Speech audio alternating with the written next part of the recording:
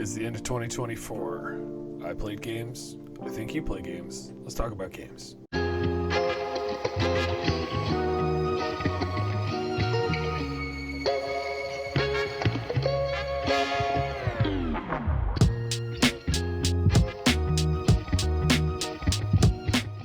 To give context on the games that I'm going to be recommending this year, I'd like to tell you a little bit about the games that I have played in the past. The top 10 games that I have on Steam for play history are No Man's Sky and Stardew Valley, which both have more than 700 hours of playtime. I spent more than 500 hours in Rocket League over the past 5-10 years. I've got more than 250 hours into Valheim and Deep Rock Galactic. Football Mogul 2014 is a game that I've played a lot. I've put in more than 150 hours there as I really enjoy the franchise mode there. Wreckfest is again a game I've put more than 150 hours into because just wrecking into things and doing the races is something that I really find a lot of joy in. Lords of Waterdeep, the online version of the board game, of the Dungeons and Dragons game, I have more than 150 hours in. And then the final two in my top 10 are PC Building Simulator and Core Keeper. So you'll notice that a lot of my games are based on vibes or flow states. There's the violence is in some of them, but it's not necessarily the main mechanic in any of them.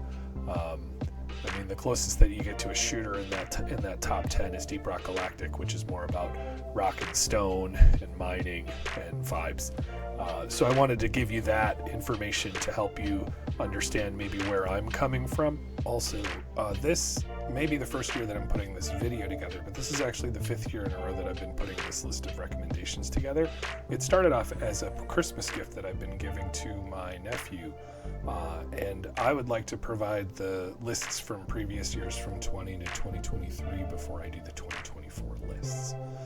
For 2020, the list was Celeste, Hades, Dead Cells, Towerfall, Shovel Knight, Untitled Goose Game, Into the Breach, Streets of Rage 4, Tetris 99, Heave Ho, Horus, SteamWorld Heist, and SteamWorld Quest, as well as Killer Queen Black. The list for 2021 was Valheim, Boomerang Fu, Moving Out, Tools Up, Out of Space, PC Building Simulator, Streets of Rogue, Deep Rock Galactic, Katamari Damacy Reroll, No Man's Sky, Wreckfest, Lords of Waterdeep, Ticket to Ride, Splendor and Wingspan, Nowhere Prophet, Neon Abyss, Going Under, In Other Waters, Hotshot Racing and Horizon Chase Turbo, Dunk Lords, Flint Hook, and Abzu. For 2022, the games were Dodgeball Academia, Kind Words,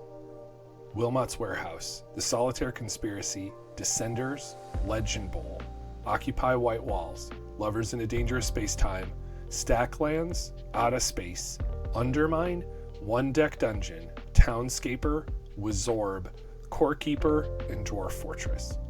For 2023, the games were Dave the Diver, Inscryption, Olli World, The Ramp, Football Mogul, Arcade Paradise, Windjammers 2, Whisker Squadron Survivor, Hardspace Shipbreaker, Power Wash Simulator, Grand Mountain Adventure, Nerts, Super Blood Hockey, Rollerdrome, Neon Abyss, and Last Call BBS. One thing you'll notice about these games is they don't necessarily come out in the year that I'm recommending them. I am a bit of a patient gamer, and so I get to the games when I get to them. So if I find them, I tell you about them.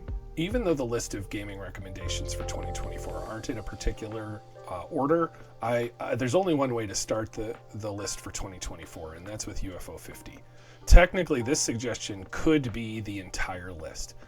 Imagine if the dude who made Spelunky got some friends together and spent years trying to make a version of the Nintendo Entertainment System's Action 52 multicart, and it didn't suck.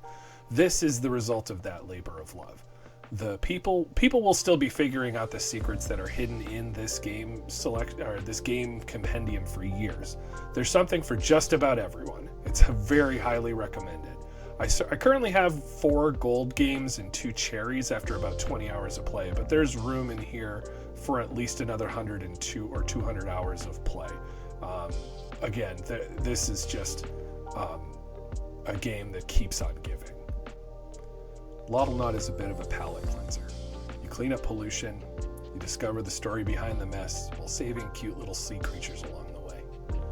I was able to get all the way through the main story in about 6 hours, and How Long to Beat even recommends that would take about 4.5. It's a chill, underwater, open world clean 'em up with a relaxing soundtrack and cool vibes in the color scheme and the gameplay.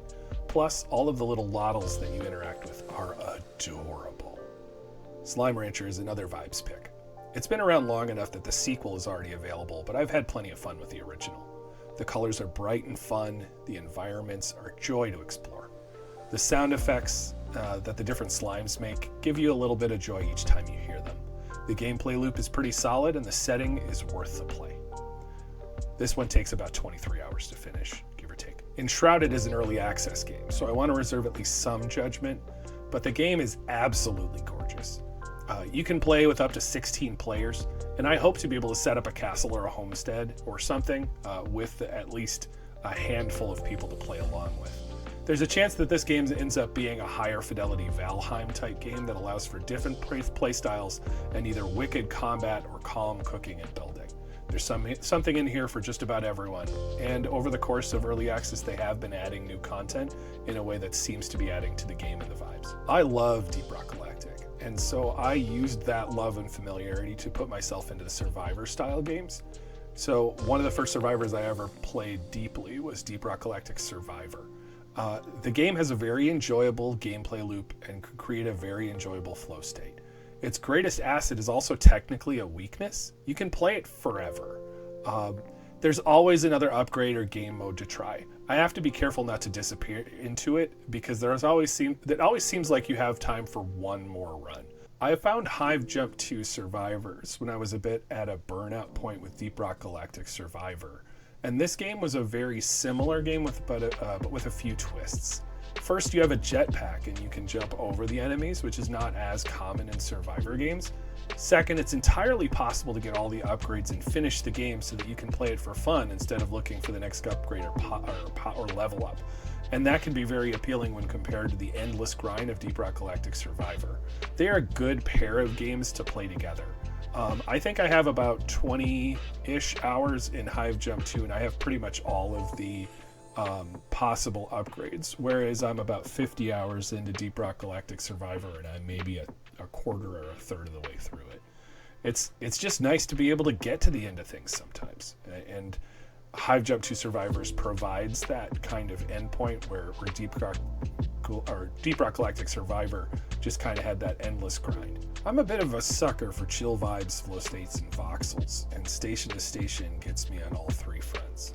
Station to Station is a puzzle game that encourages you to connect frontier towns using railways, and once you've completed the initial objective of connecting different resources to each other on a frontier, you can compare your results and your efficiency to anyone who has ever played the game. It's great for a relaxing time, but it's also a good intellectual challenge if you want to push yourself to get higher up on those the achievement boards. Spirit City Lo-Fi Sessions is a productivity tool disguised as a game, but it has a lot more going on for it than other similar tools. How many times do you get Steam achievements for getting productive things done? Plus, you get to decorate your room and interact with cool pets. I can honestly say this software has helped me stay on task to even get this list done. And for more info, I did create a separate video about this game, which I can provide you a link. This game also is very nearly in my top 10 for hours played, even after about 9 months of owning this game. So it is probably going to make it into the top 10 within the next few months. Plane is a meditation tool. It's another way to get Steam achievements for doing things that may have a positive impact on your life. If the default meditation option doesn't work for you in Plane, check out the Change Meditation button to see other guided meditation modes. If Plane costs too much for your budget, usually it's around $15, They did release a similar game called Inward, which is free and has a voluntary $5 donation as DLC.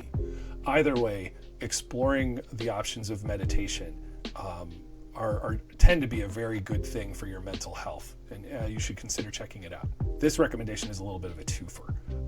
My first experience with Lonely Mountains Downhill was actually through the Lonely Mountains Snow Riders demo, and I liked it well enough that I went back to play the original game in the series, which is Lonely Mountains Downhill. Downhill is a low-poly mountain biking experience, and Snow Riders is a skiing series. The Lonely Mountains Downhill has a daily mountain which allows you to compare times with others on the internet and get points for the higher that you finish.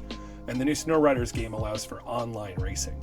Both are recommended, although at the time that this video is being released, only one of them, Lonely Mountains Downhill, is currently available for purchase. But feel free to wishlist Lonely Mountains Snow Riders because it seems like a very interesting game as well. Kind Words 2 is a sequel to Kind Words 1, which came up on a previous year's list.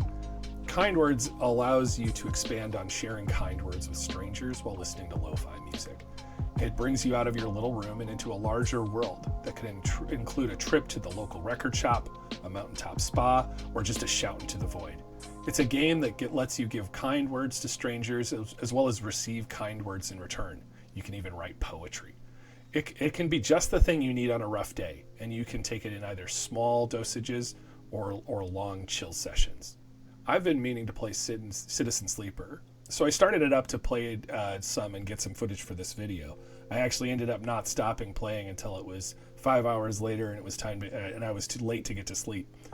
Citizen Sleeper is a bit of a choose-your-own-adventure RPG that's a little bit like the tabletop role-playing games Blades in the Dark or I believe Powered by the Apocalypse.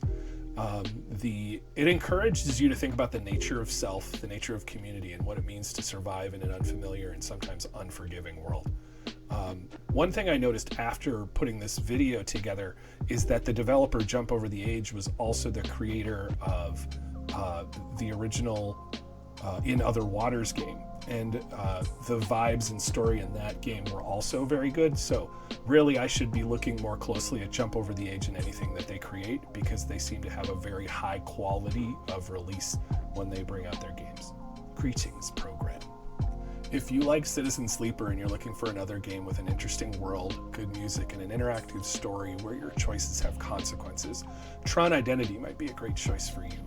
It's a game that you can finish in a sitting, and it comes from Bithell Games, or Bithell. It's Mike Bithell is the person who's the creator. Mike Bithell is the creator of strong narrative games like Thomas Was Alone. I'm a sucker for the Tron universe, and so I might be biased, but I do fight for the users. This last suggestion isn't exactly a game suggestion per se. It's actually just an entire series. It's Steam Next Fest. I suggest taking advantage of the week-long demo festivals that Steam has been doing since 2021, but seems to be putting a lot more effort into showing people. The demos that appear are for games both big and small, and they let you try out varied game styles without any commitment. The Next Fest confirmed dates for 2025 are February 24th to March 3rd, June 9th to 16th, and there should probably be another one in October. They've been doing about 3 of them per year. Now, since I'm suggesting that Next Fest is a thing, I should probably explain some of the things that Next Fest has done for me. Here are games that I want based on demos that I've played in previous Next Fests. Your mileage may vary, and the things that you want to try may vary as well. Among the games on my wish list are Tiny Glade, Bang Average Football, Crypt Custodian, Pacific Drive, Pepper Grinder, Lightyear Frontier, Parking Garage Rally Circuit, Streets of Rogue 2, Wilmot Works It Out, Snow Ultimate Freeriding, What the Car, and Keep Driving. Every single time I play Next Fest, I seem to find another gem that explores a mechanic that I enjoy or a world that I would like to be in, which I would not have purchased if I hadn't had the ability to download a free demo and check out the vibes. That's it for this year's list. If any of these games are appealing to you, feel free to check them out. If you think I'm missing something, feel free to reach out and put it in the comments. Thanks for your time. Later.